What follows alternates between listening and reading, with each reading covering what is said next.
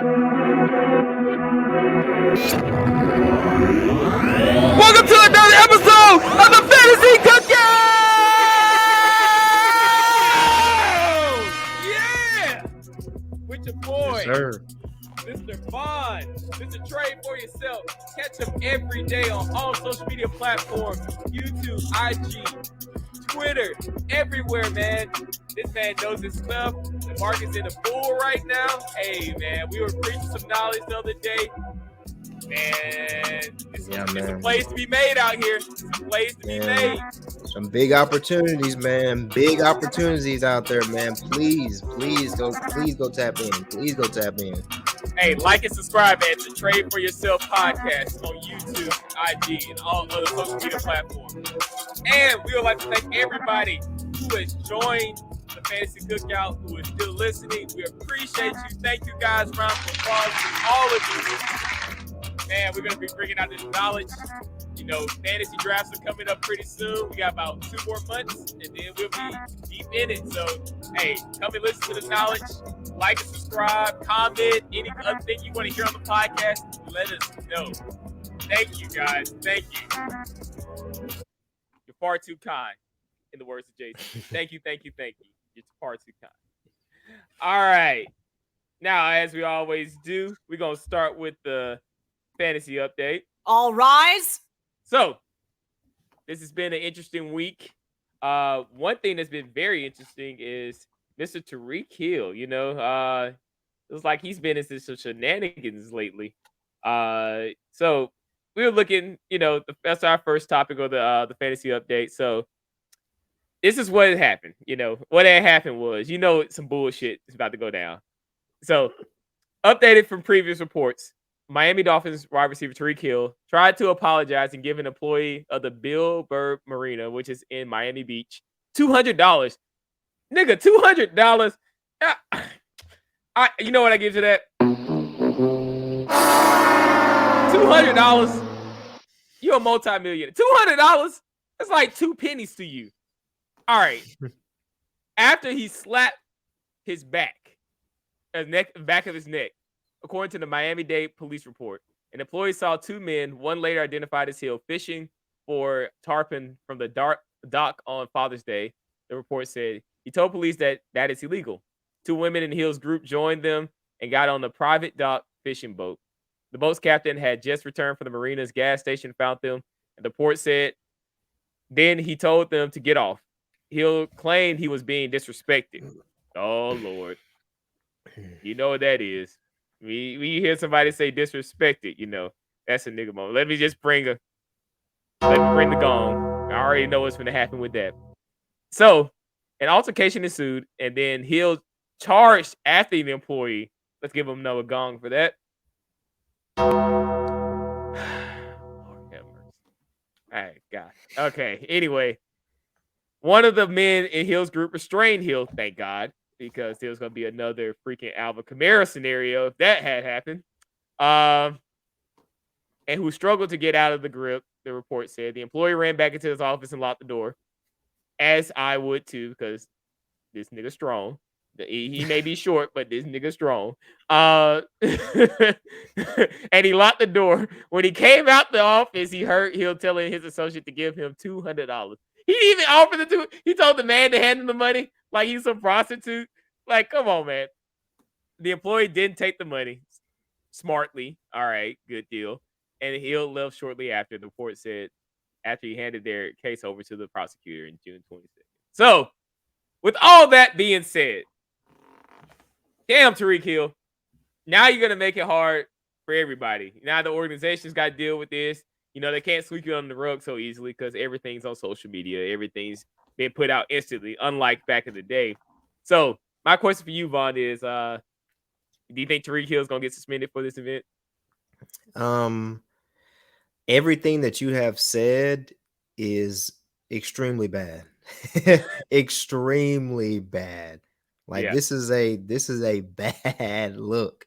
You know, I mean, not only do the Dolphins organization have to step in, but this season, like, the Dolphins organization really isn't even who he needs to worry about. He needs to worry about the NFL. He needs to worry about Roger Goodell. because Roger Goodell is known for bringing down the hammer. So will he get suspended for this?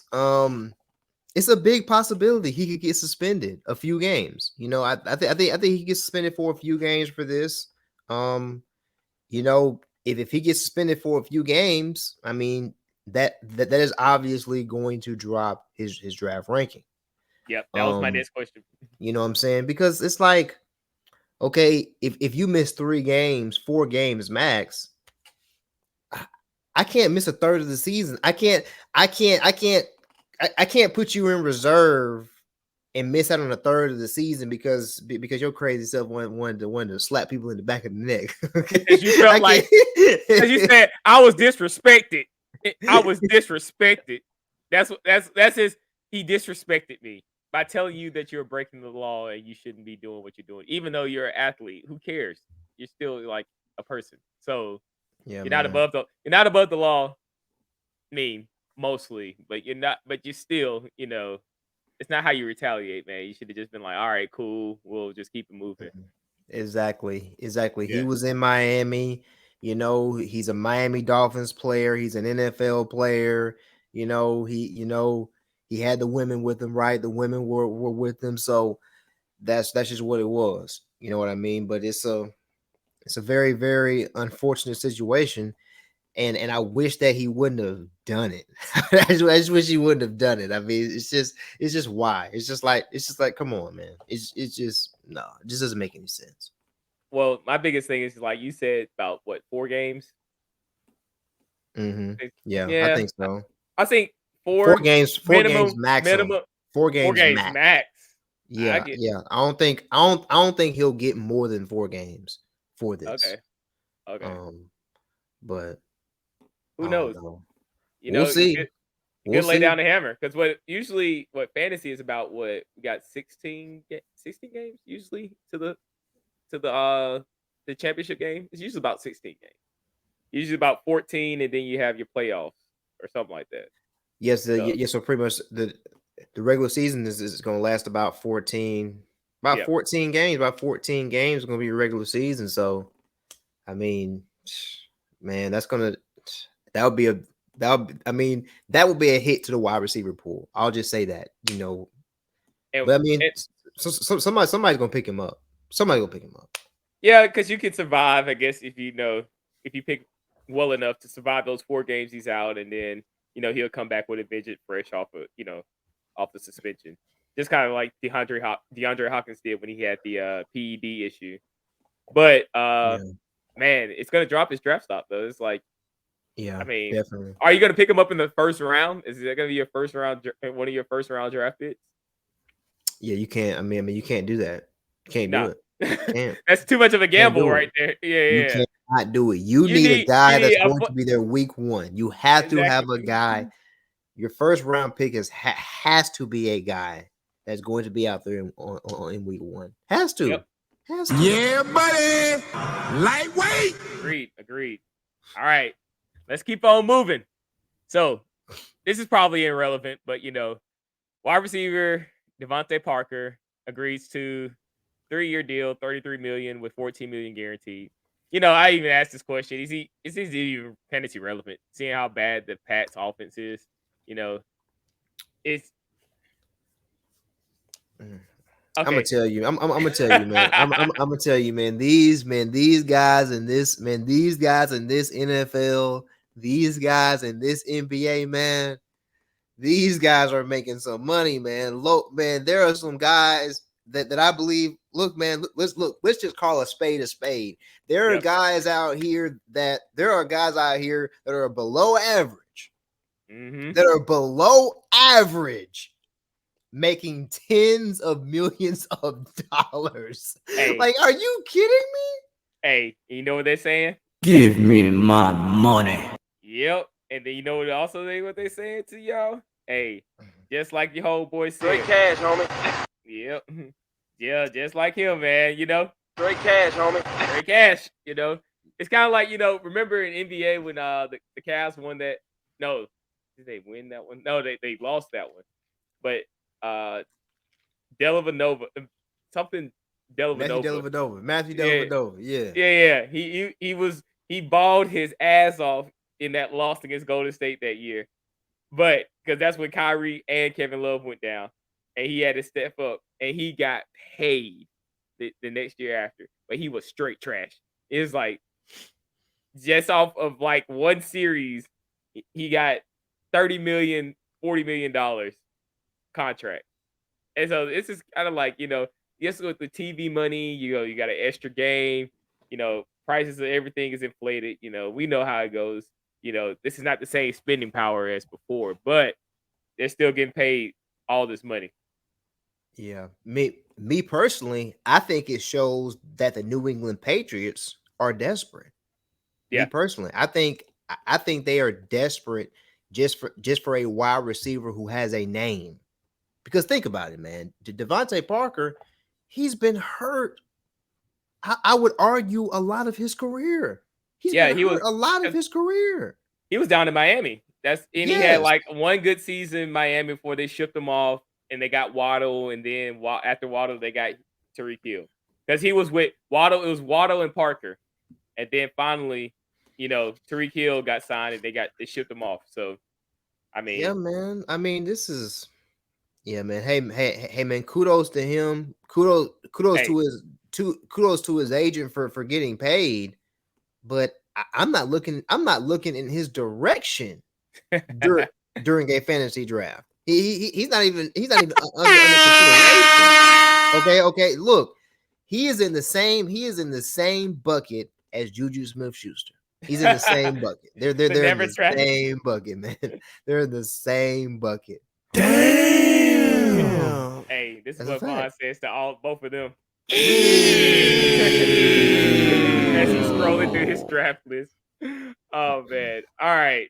Now to the next topic. So Washington Commanders wide receiver Jahan Dotson said he's been working hard this offseason and expects to have a breakout 2023. We've already spoke about this last talk, Scary Terry being the dominant wide receiver one, but is there any chance that Dotson can overtake Scary Terry this season? Minus injury, obviously. He's really gonna have to come out here and play. He's really gonna have to come out here and show me that he's capable of being the number one guy. Because people have drafted this guy and people have had this guy on his team and they've been thoroughly disappointed because of his performance. Okay. Thoroughly disappointed. So yes, man. So yeah, man, in the off season, you're talking about, hey man, I've really been working hard. Bro, I don't want to hear all that, man. I don't want to hear all that, man. I've been working hard. What are you going to do during the season? like forget all that. I've really been working hard. Hey, it's like those old players. They go in like, I'm in the best shape of my life. Never felt better. Over here like, oh man, he about to tank this season, boy. Stay away from that. But yeah, we'll see what happens. They got a whole new quarterback situation there. They're still trying to figure out if it's going to be the journeyman. Oh man, why black quarterback who's always going around. You talking about? Are you talking about Jacoby Brissett? Yeah, it's between him and the other guy. This is how bad Washington is right now because I don't know. Yeah, like we said, we ain't drafting nobody there. I mean, I might pick them up off the waivers, but if I need something to hold me over, but can't happen, man. Can't happen. Nah, bro. All right, next topic: Raiders running back Josh Jacobs holdout could extend into training camp and even week 1, according to sources. Woo! That is not good because we all got him in tier 1 territory. So, are you still drafting Josh Jacobs in round 1 if you have the chance? Knowing this information, like he can go into week 1 not playing, and that could lead to week 2. That could lead to week 4. That could lead to week 8. Man, that's tough, man. That's tough. I mean, a lot of these holdouts, man, a lot of people have held out in the past, but rarely does it go into the season. Rarely does it actually go into the season.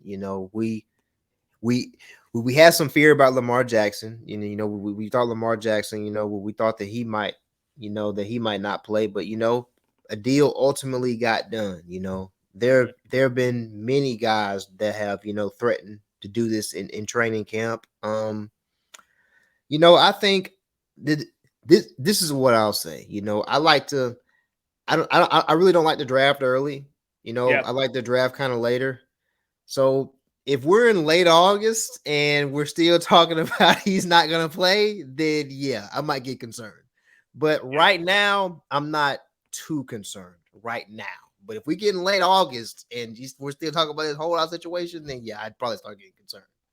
Yeah, because you got him and you got Saquon. Saquon's in the same boat. He hasn't signed his franchise tag yet. So, man, yeah, that's something. That's two tier 1 running backs. That what are you gonna do? Because you could be in a situation like the year when Le'Veon set the whole season. Remember that? Yeah. I'm more concerned about Saquon because of that franchise tag situation right there. Yeah. This is very, and this is part of the game, dealing with fantasy. It's like you never know what the situation is going to be. You love to have those definites like, hey, he signed his, he signed his contract. He's all happy.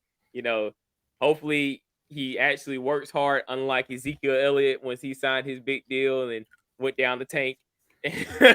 He went down the toilet. I was just like, that's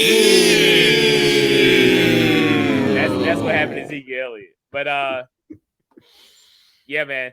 But we'll see what happens as the closer we get. We'll keep up with the news of Josh Jacobs. But shoot, if he's not, like you said, if he's not like talking like he's got a deal in the making, or the organization's like, hey, we just preparing it, we just ironing out the final details of it. Yeah, I might have to just pass on Josh Jacobs, and that's hard to say when this man had a 2,000 total yard season last year. Yeah, but I understand you got to get paid, man, because running back position, the average lifespan is like 3 years. So get paid, get paid. All right, next topic.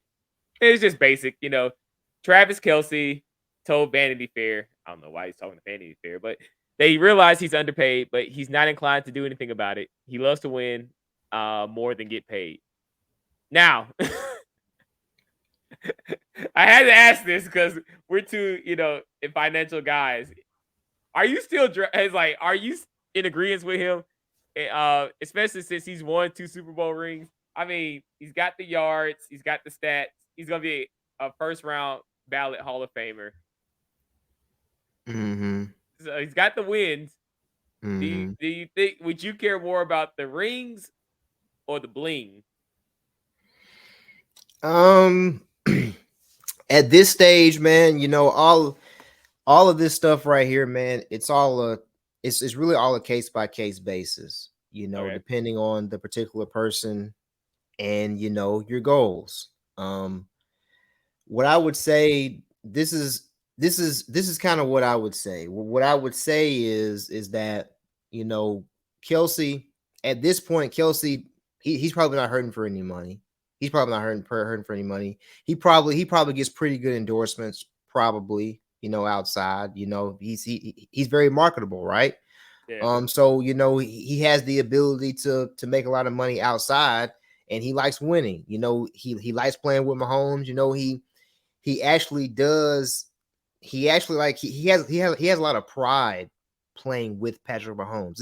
It's kind of like Shannon Sharp. Like Shannon Sharp always talks about when he was playing with John Elway. But like Shannon Sharp takes a lot of pride that he played with John Elway. And I think one of the best. Yeah. Right. And I think that Travis Kelce feels the same way about Patrick Mahomes. So in this situation, man, I think that at this stage in my career, I may consider leaving.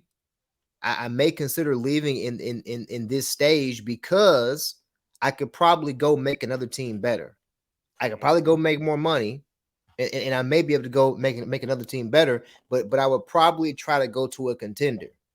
And what could happen is I could really be considered like unequivocally, I could be considered unequivocally the greatest tight end ever, to go to another team and win another Super Bowl, because that's the same thing Shannon Sharp did. Shannon Sharp, he won 2 rings with the Broncos, played with Elway, left, went to Baltimore, got another championship. So if I was Kelce, that's kind of how I would approach it, but I'm not mad at his mentality though, because I mean, he's really truly in a good spot. He's in a good spot, I think. It'd be crazy. What if he had what if he went after the money? He's like, I'll just go to the Bengals. Man, that'd be something. That'd be something there now. Oh, Jesus.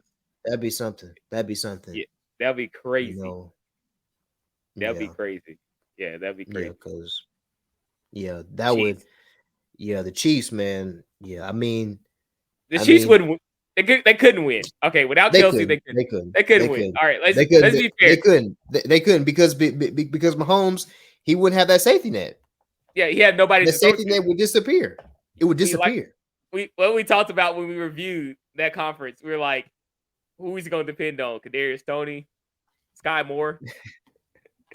Who the fuck is he going to depend on? Nobody. He ain't got nobody.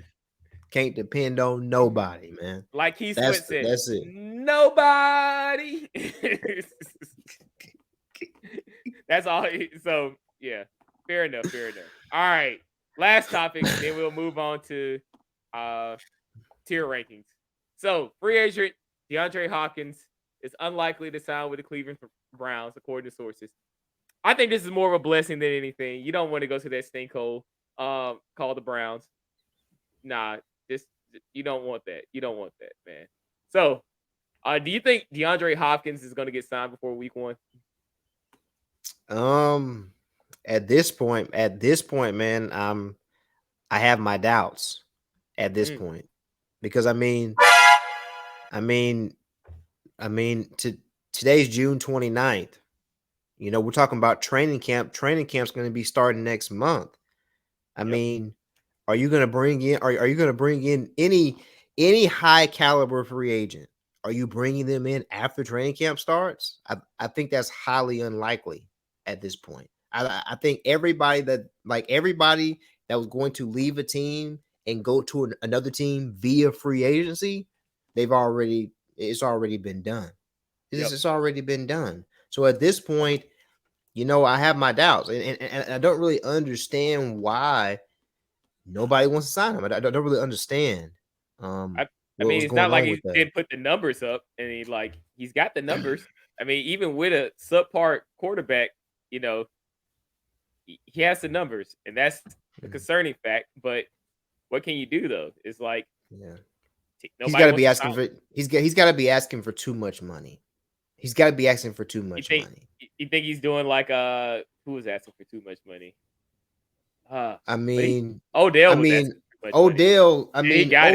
Odell got 18 million in a 1 year, 18 million, which I don't know how he got that, man. I don't know how he got 1 year, 18 million. Round of applause for Odell and his good agent, because I don't know how the hell they pulled that off. What does the highest paid wide receiver in the league make in 1 year?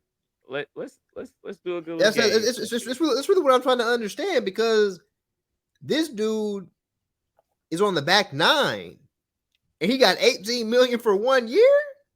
Man, this dude, man. Look, you get paid all that money, man. You better go out here and go crazy, man. Odell better go crazy this year, man. All right, hey, we got to present on this one since you're asking questions. Let's go and bring it up on the screen. Bring it up on the screen. All right, here's this is over the cap.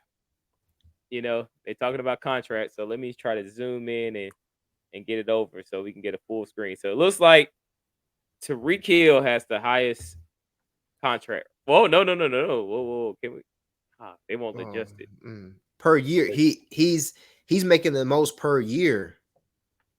Yeah, average per year. So he's making the most average per year. So 30 million. Devontae Adams 28. So around 18. Christian Kirk's salary and Deontay Johnson. Okay, I mean Tyler Lockett's making less than Odell. Let's look at all the people we think are better than Odell right now. They're making less than him in that 1 year. So Christian Kirk is making the same as Odell, which I think Christian Kirk is better than Odell at this point of his career. Would you agree? Yeah, definitely. Tyler Lockett. Yes or nay? Yeah or nay? Definitely. Mike Evans of Come on, man. Definitely got Mike Evans. All right. Well, they got Odell down here at 15. Okay. Did they do something different? Oh, I don't know. I guess Maybe it's like a 3. Maybe he's got 3 18. million incentive. Maybe he's got like a 3 million incentive or something like that. That might be it. Yeah. Okay. But this is my thing, man. What I'm seeing from this list right here, Corey man, Davis is making 12 million. What? This is look, man. What I am observing from this list is that these wide receivers are getting paid. You hear me? They are getting paid. Yes. Give me my money. Like you're talking about the top 5 wide receivers in the league are making 25 million plus per year. Hey, like in words of a Hall of Famer, great Randy Moss. We gonna hit it. Straight cash, homie. Yes, sir. Straight cash, homie. Straight cash, baby.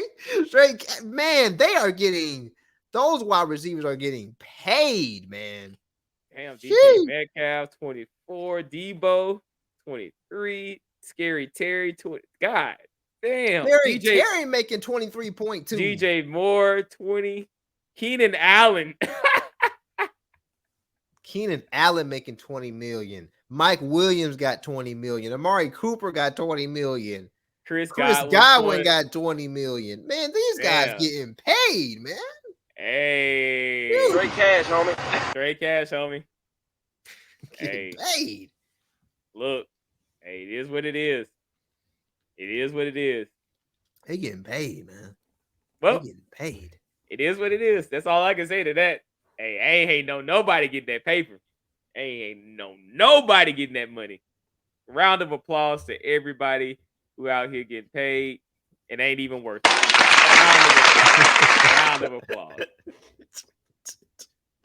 All right. Now, we finished up the running back tiers last week. So now it's time for the PPR wide receiver tiers, baby. It's time for that wide receiver tiers. So we're going to still use the score as our base for the wide receiver tiers. And so we'll see how ridiculous this is compared to what we think. We make our own tier rankings, and that's what we do. I still got to get yours up to date, man. You know, I've been slacking. I ain't gonna lie. Man, I really want to see what these guys got to say about these wide receivers, man, because these quarterbacks and running backs, man, boy, ooh. Yeah, it was trash, rough. Man. Trash. It was rough. And we got called out a little bit, but that's okay.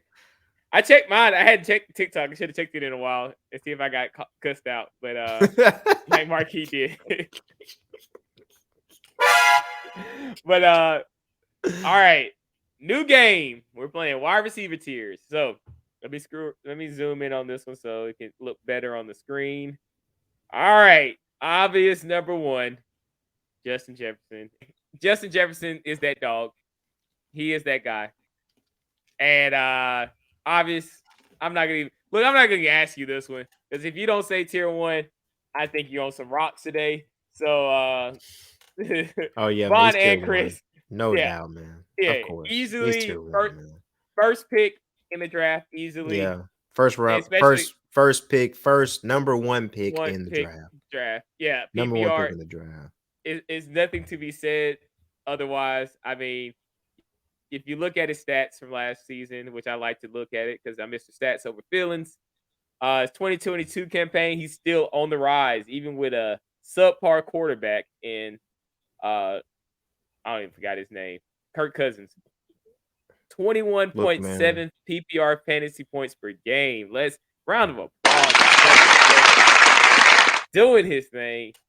Deserves that big contract that's coming his way. I mean, he is the heartbeat of the Minnesota Vikings. He had over 1,800 yards. 1,800. 8 touchdowns with 1 rushing touchdown. 1,800. 1,800. Caught Look, man. 128 out of 184 of his passes. I mean, look, the dude's a monster. Played all consistency. That's the thing we go with. 2021, 2022, played all 17 games. I mean, come on. He's still on the rise right now. He's still Justin on the rise. Jefferson is getting better. He's getting better. Look, Justin Jefferson came into the league. He came into the league hot. Came into the league hot. Better, Yep. like going up year over. Like it's like I remember words can't describe him, it, man. dude. I remember his rookie year in fantasy. He didn't get drafted. I picked him up, set him on the bench. Man, instant starter the rest of the season. You can't go wrong with Justin Jefferson. Round of applause to that guy. Round of applause. Once in a lifetime kind of receiver right there. Deserves All his day. pay. All right. Next, Jamar Chase. Deservingly tier 1 from my end. Not even gonna argue with this one. I mean, there's nothing to argue about that. Yeah, I definitely agree. I mean, Jamar Chase, he's one of those guys, man. He's just one of those guys, man. He's one of those guys. And unlike Justin Jefferson, Jamar Chase actually has a quality, solid, consistent quarterback. That's the thing. The only thing that's in Jamar Chase's that's against Jamar Chase, he's a little injury prone because he was hurt last season. Now, we'll look at some of his numbers right here real quick. He only played 12 games last season of the 17. So that's something you got to worry about with him, which is why he gets dropped down. But even with less games compared to the first season, he had more fantasy points in PPR. He averaged more fantasy points. So Yeah, that tells to, when he's on the field, he's dynamic and he's electric. Like, he's going to get his touches. Him, obviously, and Joe Burrow have a connection. Both LSU boys, they have that connection already. The only thing that hurts him besides injury is Higgins. Because Higgins is also another dynamic player who can get in the way of his targets. yeah. But that's the thing, though. I mean, but still, even with only playing 12 games, he still had more targets in the year than he did last year. So I methat still goes to show you that even like T Higgins, he's gonna get his, but Chase, he's gonna get his too. That they're both gonna get theirs. Yep. Round of applause for both of them. When that rookie deal's over with, they're gonna get paid. I think they can get up to like 35 to 40 mil by the time they get to their rookie that deal. Oh yeah, man. These guys are gonna be the highest paid wide receivers in the league. 100%. They're gonna set the standard. Yeah. They're gonna set a new contract. 100%. All right. So let's continue on. Cooper Kupp. All right. I'm gonna put him at tier 1, but I got a little hesitation behind it. Not gonna lie, coming off an injury, you don't know how he's gonna be, right? He tore his ACL, right? I think he did. But that's not even the biggest concern. It's the quarterback. And we're gonna talk about the Rams in our NFC West review. But the quarterback issue is big because Matthew Stafford, I don't even think he's got enough in his tank left anymore. And that's a big problem because you ain't got a quarterback to throw to you. How you gonna get your numbers? And the person that's behind Stafford is Stetson Benson, the quarterback from Georgia, rookie. Oh, Bennett. Stetson Bennett. Yeah, Stetson Benson. Yeah. That's behind him. So man, you don't know how that's gonna go. I mean, if I had to say if Matt Stafford can hold on, yeah, Cooper Kupp is automatically an easy tier 1. But if Matt Stafford is not Matt Stafford of old when he comes back, I think it's gonna hurt him. It's gonna make him a risky tier 1. You know what? I'm not gonna put feelings into it because Cooper Kupp's stats speak for itself. You know, that championship year, he was that guy, no matter what they put on him. So I'm gonna put him as a tier 1, and I want to see what Vaughn thinks. I'm going to put Cooper Kupp as a tier 1. I'm gonna put Cooper Kupp as a tier 1 because I mean, look, man, the stats speak for themselves, and the Rams, they don't have any other wide receivers beside this guy. He's the only wide receiver that they really truly. They got have. Van Jefferson. Come on, man. They got Van Jefferson. Are you kidding? Van Jefferson? Man, what? Van Jefferson? Huh? I just missed it. I just talking shit. Come on, man. Look, Cooper Kupp is the only guy. He's the only guy they have. Okay, everybody else is just guys. They're just guys. Okay, yeah. Cooper Kupp, he's a number 1 guy. So like he's gonna eat regardless. He's going to eat regardless. Literally, there is nobody on the Rams that I would draft besides Cooper Kupp. I mean, outside of that, I wouldn't draft a running back. No Cam Akers. I wouldn't draft no other receivers. I wouldn't draft the tight end. No. I wouldn't draft the quarterback. Yeah. I wouldn't draft anybody other than Cooper Kupp on this team. Yeah. The Rams are gonna have a tough season. We're gonna talk about that later in the show. All right. So Tyreek Hill, we just got finished talking about him and his shenanigans. And he feeling disrespected, you know, that's a whole thing in itself, you know. But all right, Tyreek Hill, one of the top wide receivers, especially with Waddle, you know, that tandem they did work last season. Damn, you know, I can't keep putting people in tier. You know, you gotta have so many tier 1s, right? You can't keep limited. It's like Tyreek Hill. He's a tier 1 still. But if he gets like suspended, he's gotta be a high tier 2 to me. But it's all contingent. But I can only go by what's going on right now and what I know right now. Right now he hasn't been suspended, so he's gonna be a tier 1. Tyreek Hill, tier 1. Locked in.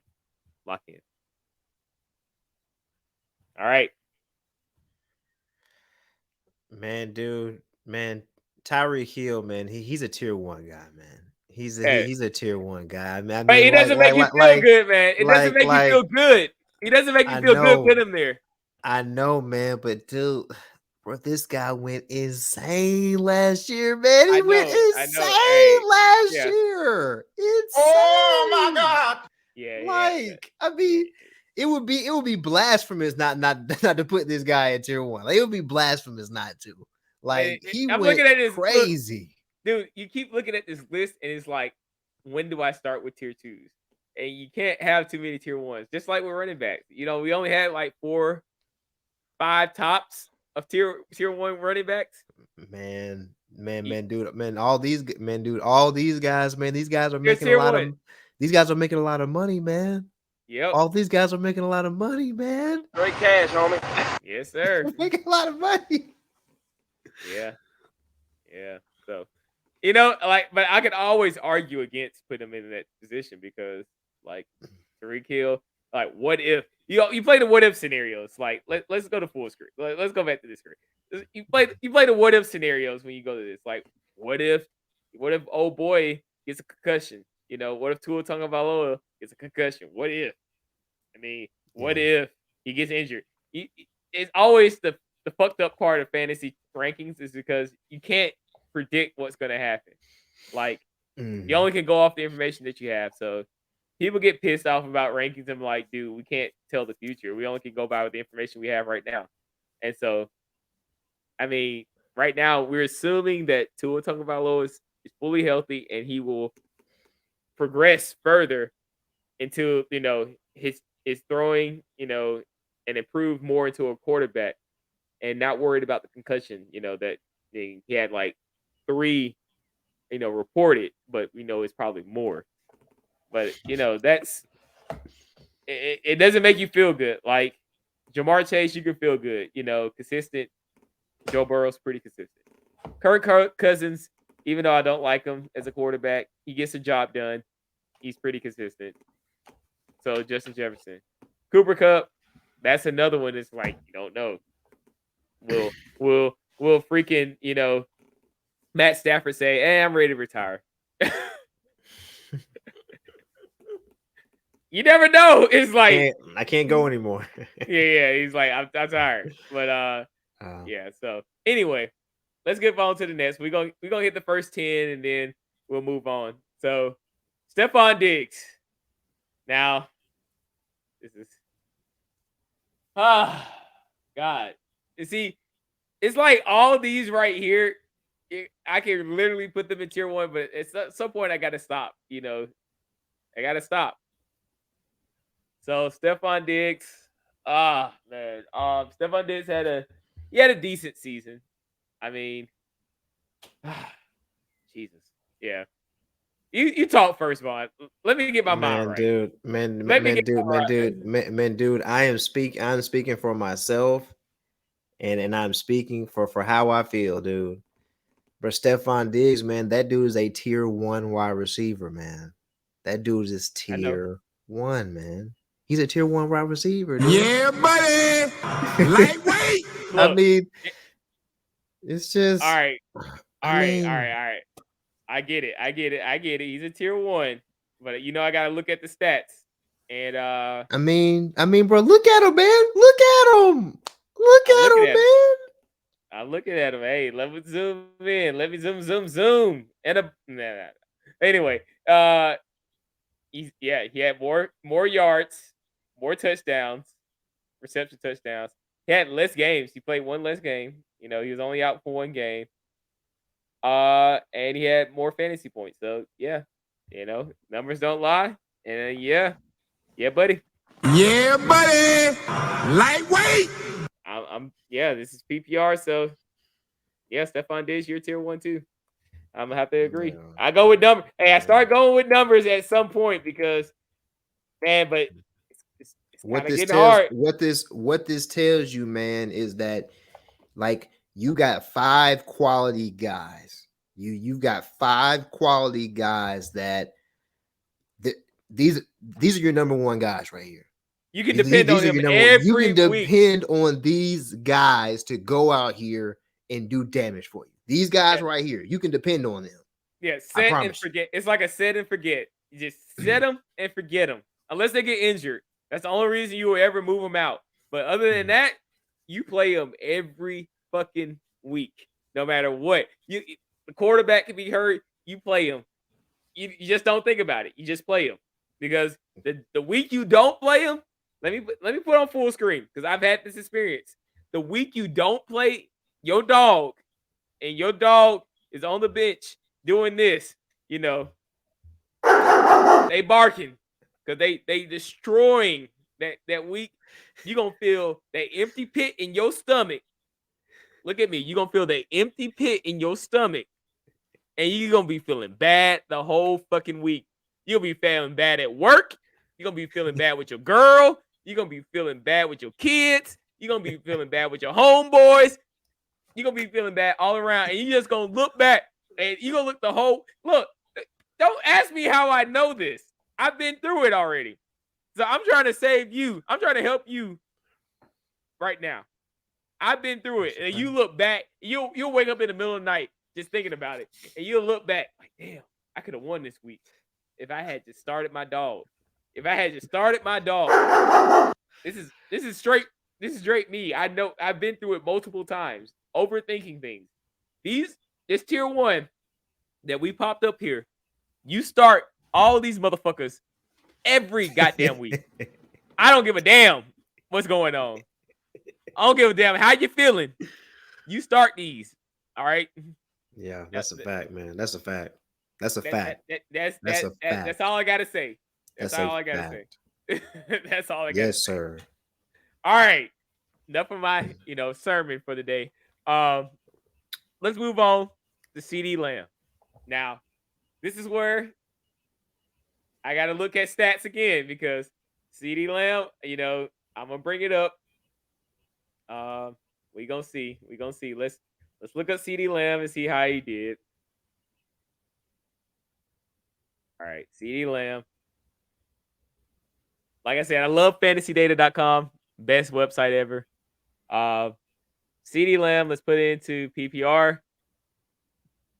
He averaged 17.7 fantasy points per game. He played in all 17 games. He had over 13. Oh, man. 9 touchdowns. Oh, man. He's still on the rise right now. He hasn't regressed. According to the stats, he hasn't regressed. So, whew. So many dogs, man. So many dogs. All right. I'll let Vaughn go first and make his claim. I've got CD Lamb as a tier 2 guy. I've got him as a tier 2 guy. Damn. Why is that? Yeah, I just showed you the stats. I just showed you the average points per game, which is on par with these tier 1s. Tell me why that he's a tier 2. I'm gonna put you on full screen so we can all get this assessment. So it's on par, and he's up there.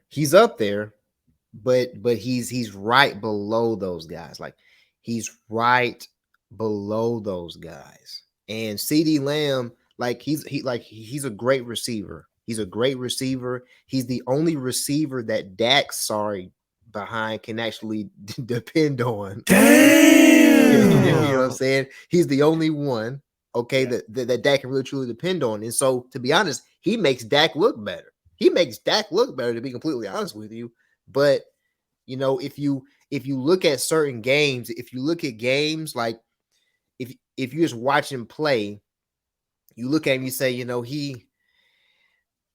can look at CD, and sometimes when he plays, you say he just really didn't go as hard. He just doesn't go. I feel he doesn't go as hard as those other guys. Like he's a great receiver, but I just feel like he's not going in and out of every route. Like he's just not playing as hard as I feel like, and that's why I put him below, because I feel like he's not going, 100. You know what I mean? His stats, I feel like a points per game right below there, and I feel like I can depend on those other 5 guys more than I can depend on CD. So I'm gonna put CD in tier 2. You know what CD Lamb gonna say to you? What more do you want from me? That's what CD's gonna tell you. Look, man, the score actually did a halfway decent job this time. They just did a halfway decent job with these rankings because I believe that CD Lamb is right where he needs to be, at number 6, and I believe that puts him at a tier 2. I really do. Puts him in tier 2. All right. Now it's my turn. Hot seat. Woo! If you're going by the numbers, look, I don't have any faith in Dak Prescott as a quarterback, which sucks. But he's got to throw to somebody, and he loves CD Lamb. So, can I depend on CD Lamb every game? Even with Cooper Rush, he was putting out points, obviously. Mm-hmm. And so, you know what? I'm going to go against Vaughn. I'm going to put him at tier 1. CD's at tier 1. CD's at tier 1, man. Look, if I got to go by numbers, I'm going to put CD at tier 1. And that is probably my last tier 1 because I can't do any more, man. It's already filled up enough. We got 6 people in tier 1. It's not fair. It's literally, it should only be 5 max. I'm just sneaking this one in. Literally, to be fair, if I had to look at what we got right now, he sneaks in like right in this between. He's top tier 2, low ass tier 1. Like that's that's how I feel about him. But I feel like he's more tier 1 than tier 2. But he's just he's barely sneaking in though. He's barely sneaking in. Now, if he has a dynamic season this year, yeah, he's gonna supplant and stick himself into tier 1. But if I had drafted CeeDee Lamb, right, like if I had I was number 6 pick in the draft, and all these other top guys are taken, I'm definitely taking CeeDee Lamb. It's my wide receiver 1, no doubt, no doubt, easy choice. He's consistent. He's still on the rise. He's young.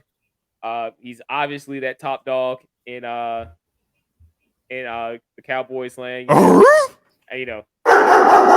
So, all right, we got 4 more.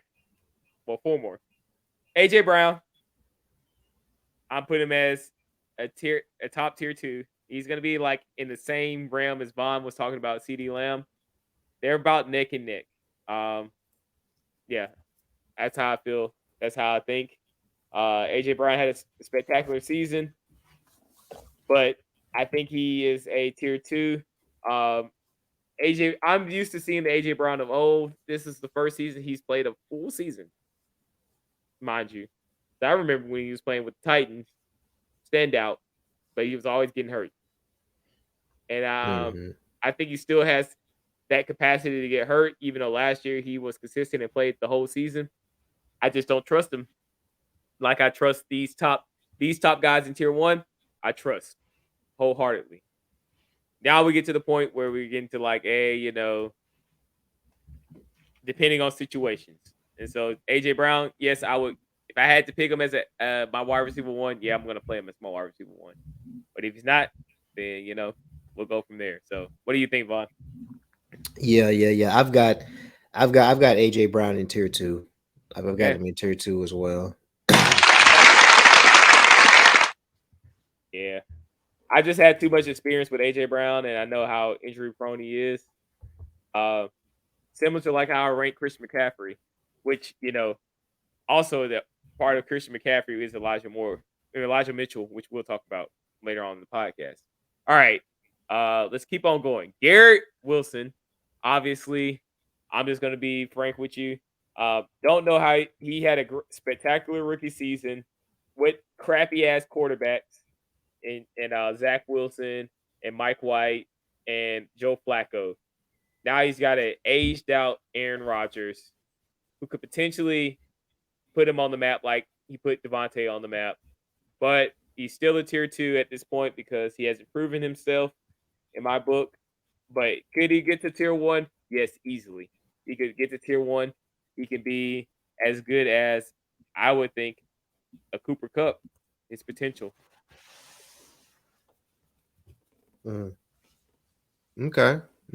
Yeah. I believe that Garrett Wilson is a guy that has a lot of upside. He has a lot of upside. The Jets have a lot to prove this year. They definitely have a lot to prove this year. So Garrett Wilson, yeah, tier 2. Yeah. Yeah. I mean, the source got all these, I don't know what they did with running backs, but they got all these wide receivers pretty on point. I mean, yeah. I can't argue too much against what they got ranked right now.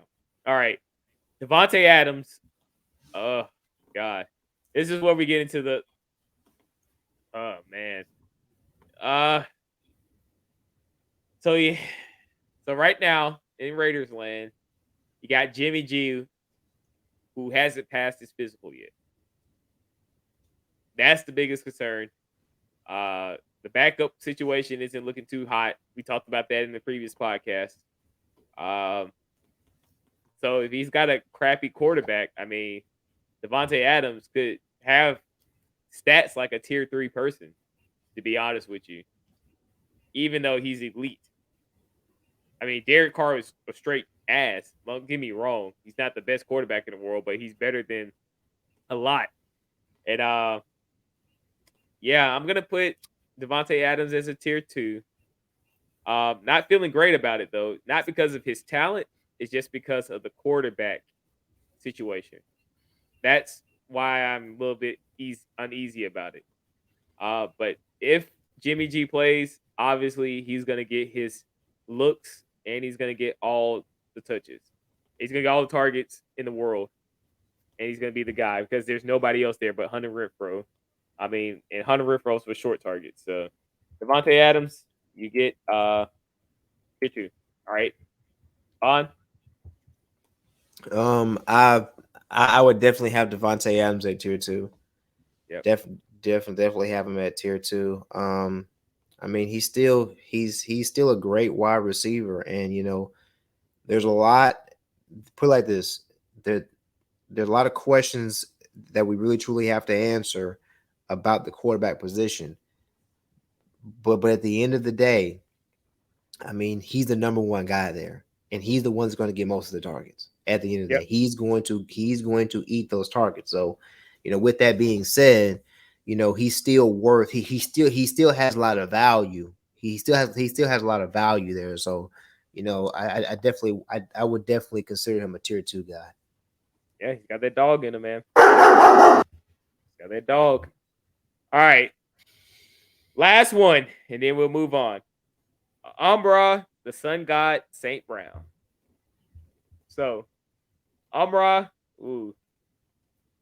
I don't think he's above Jalen Waddle. Chris Olave. Let's see. I don't think he's above T. Higgins, in my opinion.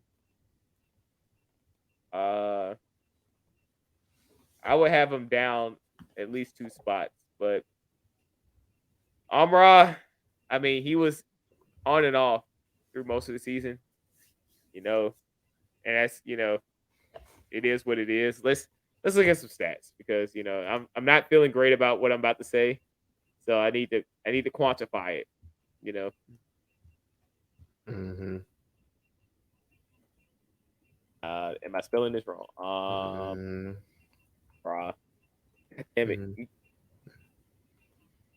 Guys have any? Let me see. Amon. Is it Amon-Ra? St. Brown. There we go. All right. 2 seasons in the league. All right, here's his stats. Even with what's his name? I don't even know the quarterback there. Oh, Goff. Jared Goff. Even with Jared Goff, Super Bowl, competitor Jared Goff. Let's put some respect on his name. Hey, round of applause. Same for Jimmy G. Put some respect on his name. Hey, you at least got to the Super Bowl. Very few people make it there. Hey, and round of applause for because he made it to the Super Bowl too. Round of applause. Just the lights went out for him. Anyway, he had 1,100 yards last season, 6 touchdowns. All right, not too bad. 60.7 fantasy points per game, and he played in almost all the games except for one. I mean, very consistent. I'll put him as tier 2. He's one of those guys. Sometimes he shows up, sometimes he doesn't, but he shows up more than he doesn't. So I'll keep him there. But I do not think he's a number 10. I do think he's a little bit lower on this list in my comparison. I would put like a T. Higgins above him. I would put a Jalen Waddle above him. But that's just me. Vaughn? I think that he's a tier 2 guy. I think that Waddle would be above him though. But I do think that that 10 through 14 group, you may have them in different areas, like you may rank one higher than the other, but I still believe they're all in that same group. They're all pretty close to each other. See, Vaughn wants to put this guy at number 10 right here.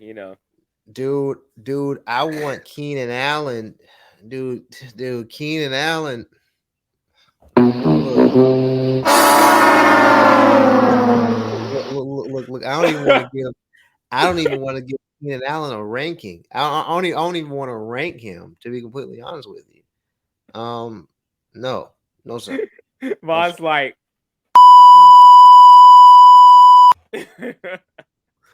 man, I do not want to rank this dude. No, sir.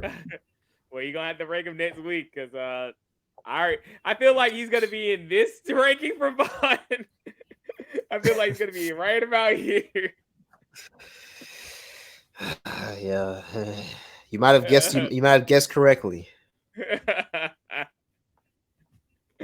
Just saying. All right, that was a fun. Hey, round of applause. Hey, round of applause for the score for round of applause. All right. So next week we'll go 10 through 20, but let's keep this show on the road. Let's talk about these NFC West teams. You know, that is the next thing we're going to talk about, the NFC West. Let's put up a little banner for everybody. And let's talk next topic number 3, NFC West. So, let me put it up on the screen. All right.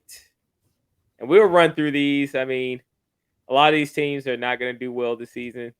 Well, at least half of them. There's 2 of them I already know. They're just going to be straight trash. But let's bring this up. All right. Let's go back. So here's your NFC West, guys. We got the Arizona Cardinals, the Rams, San Francisco 49ers, and the Seahawks. So for me, I'm only interested in 2 of these teams, to be honest with you. But, you know, we got to cover them all because we're being fair, right? So I put this in my order of worst to best, but, you know, my co-host might, you know, think differently. So let's start off with the Arizona Cardinals. All right, Arizona Cardinals. So let's hit a zoom. Move this over. All right, let's hit this zoom on it. All right, you know, Jonathan Gannon is the head coach. I didn't know who. Do you know who that is? Who is Jonathan Gannon? Yeah, I'm like this when I hear that name. Wait a minute. Who are you? I ain't never heard of his name before. I'm not surprised. Yeah, but you know they don't want to give the offensive coordinator for the 2-time defending champ Chiefs a head coaching job. Just saying. He's like this. What more do you want from me? Exactly. That's a fact. What more do you want from me? Let's look at here. All right. So we got Kyler Murray. Lord have mercy. Colt McCoy is still in the league. Oh my God. Oh my God. Jesus, this is gonna be a train wreck. This is about to be a train wreck. All right, so we got Marquise Brown. He's gonna be the wide receiver 1. Rondale Moore, you know, he's up and down. Greg Dortch, he's up and down. I mean, Zach Ertz, he's past his prime, obviously. That's why he got shipped off from Philadelphia. This team, bottom of the league, you know, James Conner, come on. I mean, dude, I don't even want to talk about this team. Bottom of the league, not really drafting anybody off here unless I'm desperate. Marquise Brown, maybe. Not drafting Kyler Murray. I can't trust him. Can't trust him. You know, the years that you think he's going to be like the ultimate, you know, matchup was going to be him and freaking Hopkins. He had a pretty decent season, but he didn't have a spectacular season. So I don't trust anybody on this team, to be honest with you. If I have to start somebody, it would be out of desperation. Somebody gets injured, but that's all I got. Quick analysis. Don't draft anybody. Vaughn? Yeah. I think that the fact that we don't know who the head coach is an indication of how we think this season is going to go. You have Kyler Murray. You know, you don't know where to rank. You don't know where to rank him. You know, he's very lukewarm. He's very lukewarm. We don't know what he's going to do. And so if I was a betting man and right now in June, you're telling me, hey, what's going to be the record for the Arizona Cardinals? Probably somewhere around 5-12. 5-12, 4-13. That's kind of what I'm seeing for the Arizona Cardinals. Another gong for them. What more for them? You know. Yeah, the season's over before it starts. You know, get paid, guys. Enjoy your time out there. Have a good time on the field. You know, like they used to say that. You know, you know when you're about to. Oh, you know what I'm talking about. You know when you're about you played rec league or you played on team ball and you about to play that team and your coach is just like, go out there and have fun, guys, because he knows y'all about to get y'all back destroyed. You know y'all about to get turned up, like, and not in a good way. Turned up. I mean, turned up, like y'all about to get disrespected. Yeah. That's how the Cardinals gonna be this season. Oh boy. All right. That's funny. All right. Another gong for the Arizona Cardinals. All right. Next one. Man, this might be another gong too. Because I'm not feeling this team either. Let's pop them up. The Rams. Sean McVay. He came out. Didn't he want to retire at one point after he probably should have just retired. Ended out on a high note. Because after that Super Bowl, it's just been hard for him. But he's got his one shining grace right here. The only draftable person I would have on this team, Cooper Kupp. Like we said before. But other than that, Van Jefferson, Ben Skoranek. Do not draft those guys, okay? Cam Akers. Don't draft him. Matt Stafford. Don't draft him. Tyler Higbee. You better not think about it. You know, hey. You better not think about. Look, man. Look. Y'all know exactly what we say about tight ends. Do not even think about doing no stuff like that. Unless his name is Travis Kelce. Exactly. And to the Los Angeles Rams. Yep, that is your season. Any more? Are we good? I mean, this team. Look, this team is not going to be that good. Okay, let's just call it. This team is not going to be that good. All right, fair enough. But the number 3 in this division, because Arizona is definitely going to be at the bottom, in my opinion. Unless Matt Stafford gets hurt, it's a running game between these two right now. Exactly. They're going to be fighting for the bottom. They're going to be fighting for the bottom. The other two going to be fighting for the top. All right. Seattle Seahawks. Now, the biggest question about this team right here is the quarterback situation, which Geno got paid. A round of applause for Mr. Geno Smith. You deserve it, man. You've had a long career. You've been in the league for over 10 years, got punched in your jaw. You didn't get a fair chance and a fair shake at the Jets. You've had went from Heisman hopeful at one point in your college career to just flecked out towards the end of the year. Hey, Geno,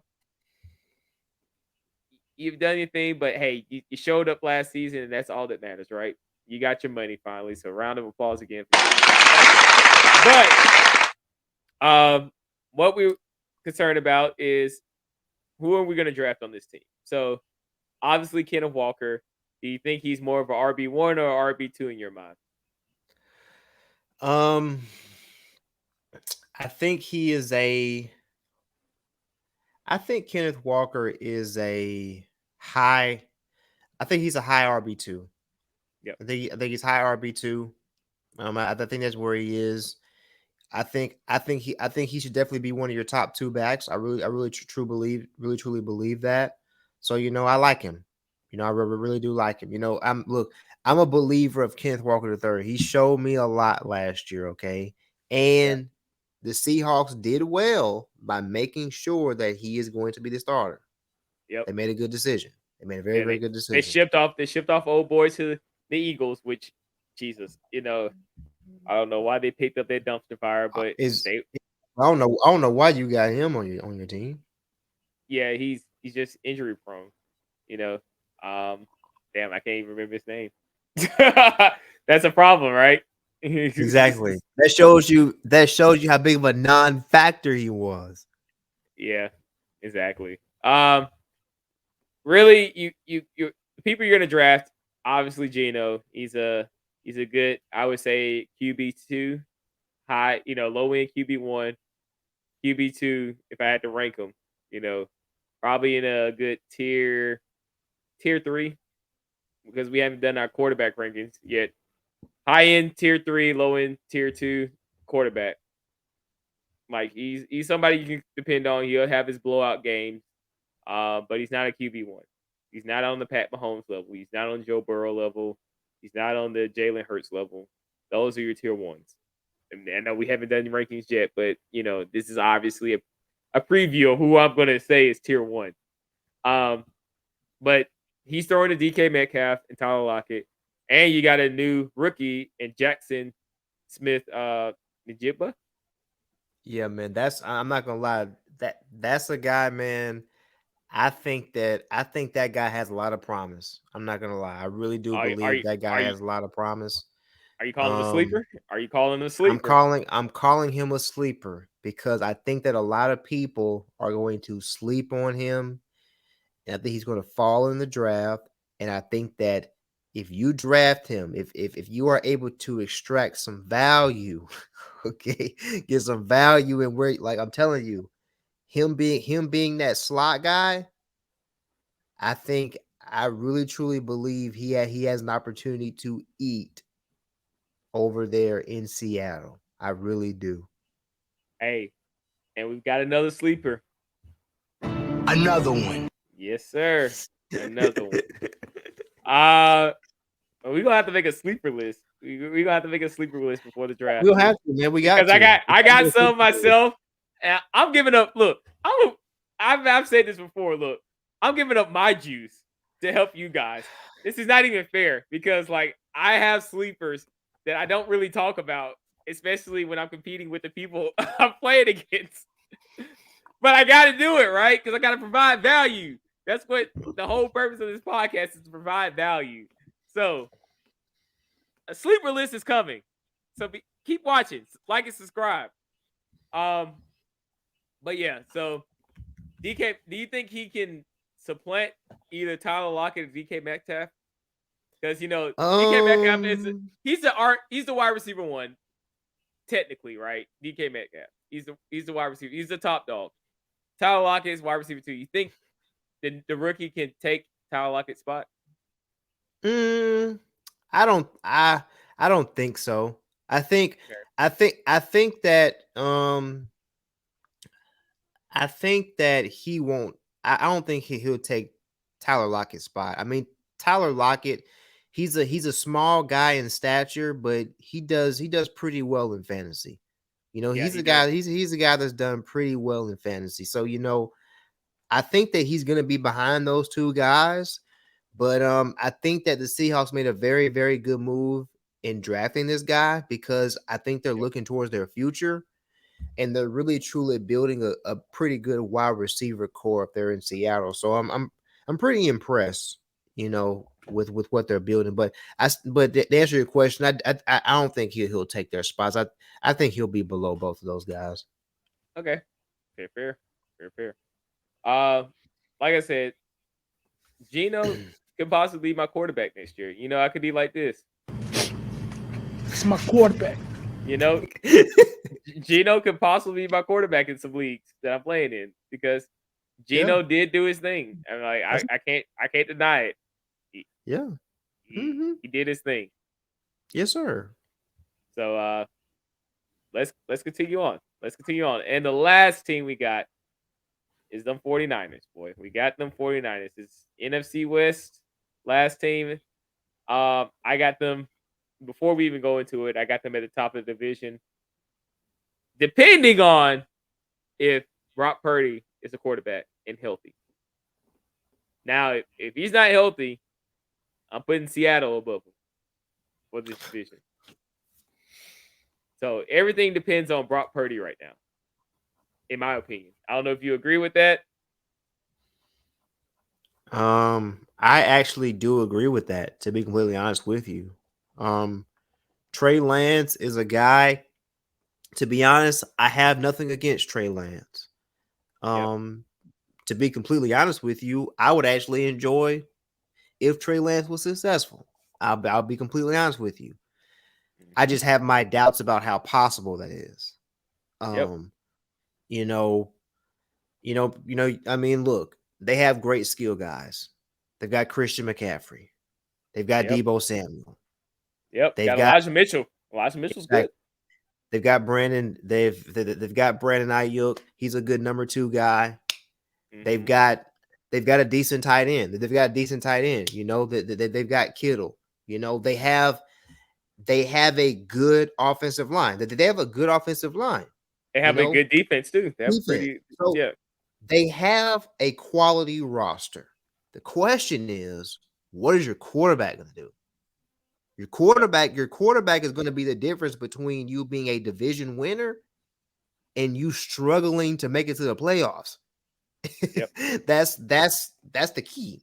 That's the key. Like, these guys can really truly go back to another NFC championship game. Like, it's a really truly big possibility, but there's a big question mark at that quarterback position. Big question mark. And I can't wait to see what happens. Yeah, it's gonna be interesting next 2 months, just the back and forth. Is Brock Purdy back healthy? Is Trey Lance, getting closer to getting that QB1 position? That's gonna be the whole storyline that's gonna go on even into preseason to week 1. And so we're gonna have to wait and see how that turns out. I'm kind of, I would love Trey Lance to do it, but I think Brock Purdy has that talent, that natural born talent. He proved it last season. He was consistent. He was able to do the thing when the pressure was on, and that's the shining quality that you want from your quarterback. When the pressure is on, you don't have a lot of experience on the field, and you make it to your freaking NFC Championship game, and the only reason you lose is because you get injured, in the first quarter. If he doesn't get injured in the first quarter, that game could have been a lot closer than what it was. I mean, they got blown out, but that game would have been a lot closer. Yeah, that game would have been a lot closer.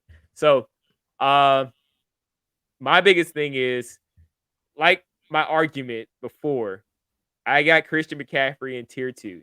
Now, it's in that high tier 2 because, 1, I got, negative factors. With my job, we do things called negative factors where we discredit some things, and it kind of plays in the role of how we evaluate, certain clients. So, negative factors for Christian McCaffrey. 1, he's injury prone. Before this season, I mean, he was getting hurt every season. 2, you laughing at me, Vaughn. Look, Vaughn. All right, let's go full screen when I give you these. All right, because I'm dead ass. 1, he's injury prone, and I've experienced it from my end playing with fantasy. Drafted him number 1. Drafted George Kittle number 2, and drafted Lamar Jackson number 3, and they all got hurt. And so, like, I can't forget that. Hey, I forgive, but don't forget, like Pac said. I forgive, I don't forget. All right? So, that's 1. 2, he's got competition there. And you can't forget about Elijah Mitchell. Like, he played a good large percentage of the snaps last season. And so that takes away a lot because from what you want from your tier 1 guys, is that they're the dominant guy that's getting a large percentage of the touches, because it kind of defeats the purpose if they're not getting a large percentage. Because it becomes a variable. It's like, hey, maybe Christopher McCaffrey gets, more touches. Maybe Elijah Mitchell gets some more touches next week because they want to pull back on him. You want to make sure you have a durable. Like with a Derrick Henry, he getting all the touches. Ain't nobody there taking that ball from Derrick Henry but Derrick Henry. And so that's why you favor him a little bit more. But that's the only thing I really got that I'm worried about right here is, can he last the whole season with the workload that he's going to have at, San Francisco? Thoughts? Let me ask you this question. Do you think that most people are going to draft Christian McCaffrey extremely high? Yep. And do you think that that's going to be an opportunity for you to be able to exploit that? Because a lot of people are going to draft McCaffrey very high, and he may actually end up disappointing a lot of people. Is that kind of what you're thinking? Yeah, I would say he would probably disappoint more than he would impress. I would want him to impress more because I don't want to wish that upon somebody, but I can't ignore history. It's like, that's how you learn. We're both investors. We look at trends, right? That's part of our whole, whether we get into it in position or not, we look at trends, like what's been his downtrend, what's been the uptrend, where have they, is like, what's that sweet spot. So they can kind of give us like, hey, maybe we should enter this position in at this level because they've been known to hover around this. But Christian McCaffrey, I just look at the trend. At Carolina, he had a high usage, and they're gonna use him a lot here at 49ers. And if they don't use him a lot, then they're gonna depend on Elijah Mitchell. And that's not good. It's not good if you got him as your RB1 and you drafted him high, and it's kind of like how we just ranked the wide receivers, right? Those tier ones are the guys you just plug and forget. Is Christian McCaffrey a guy you're going to plug and forget? I think that if he stays healthy, I think that you will plug him and forget him. See, but we talked about those tier one guys. We didn't talk about if they stay healthy. They have stayed healthy. They're young. Christian McCaffrey is what, 28 or 29? Yeah, something like that. I think that McCaffrey is going to have a good season. Personally, I think he's going to have a good season this year. All right. I do. Personally, I think he's going to have a good season. And so we got another. That's just how I'm approaching it. I think he will have a good season. But I forgot one more negative factor that I didn't mention, right? This right here. And I'm going to put it back on the screen. This is my last negative factor right here. The quarterback situation. We don't know. We don't know if Brock Purdy's going to be in. And Christian McCaffrey did very well when Brock Purdy was in. Remember that last game? Yeah. When Brock Purdy wasn't starting? Yes, I do. What happened? McCaffrey had to get at quarterback. McCaffrey had to be the emergency quarterback because they didn't have a quarterback. Yeah, exactly. So that's scary. And so that extra, that's why, people may disagree with me and Christian McCaffrey at tier 2. I saw a comment on there. I was like, and I explained it out. It's like, he's got too many negative factors for me to put him at tier 1. Too many negative factors. Bad injury history, age, usage, competition with usage, and then quarterback. That's four. That's 4 negative factors right there. Yeah. I agree. Yeah. I understand all those negative factors. I really do. Hey, but if you feel it, hey, go. Yeah, draft, I still think he's gonna have a good season, even though all those negative factors, which I acknowledge all of them, they're valid, like they're valid factors. Yeah, but I do feel like he will have a good season. This is why we need to do salary cap draft. in our league that we're making, because how much you gonna spend if we got a $200 salary? I'm not spending too much on anybody. 25% of your Personally, 25% of your cap for Christian McCaffrey. no, I don't know about that, man. I don't know about that, man. That's too steep, man. That's too. Oh my God! That's too steep. That's too steep. Wait, you gonna do 20%? Yeah, I don't know, man. Oh yeah, it's a whole different game. I don't know, man. Like you start. I mean, you start bringing that into situation A. That's a totally different ball game. You start talking about how much money am I willing to put on it? Hey, so why hit that 25%? He's like Christian McCaffrey. Wait a minute. Who are you? That's why. Man, you gonna see that. That's $50. It's 25%, $50. Yeah, man. Yeah, man. Oh, man. I'm really hitching at that point. I'm hitching my wagon to McCaffrey. And if he doesn't work out, I am screwed. I am screwed. Why gonna be like this? Damn. Nah, I know what he gonna really be like. This is how Bond will be every week if Christian McCaffrey don't turn out and he spent all that money on him. This is not me. I'm fighting for my life. Y'all killing me with this. That'll be fine. I know it. I felt it. So I know what it feels like. Yep. That is exactly how it would be. Exactly how it would be. 100%. Week 6 after McCaffrey gets hurt. This is not me. I'm fighting for my life. Y'all killing me with this. Oh shit! I can just see it now, man. Chris and Marquis just on me, just on me like white on rice. Yep, you know it's gonna be the sound of the season right here. This is not me.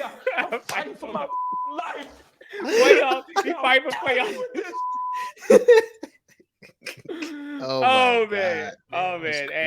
Hey, round of applause to a great episode of Fantasy. That was funny, man. Hey, all right, let's go end the show out.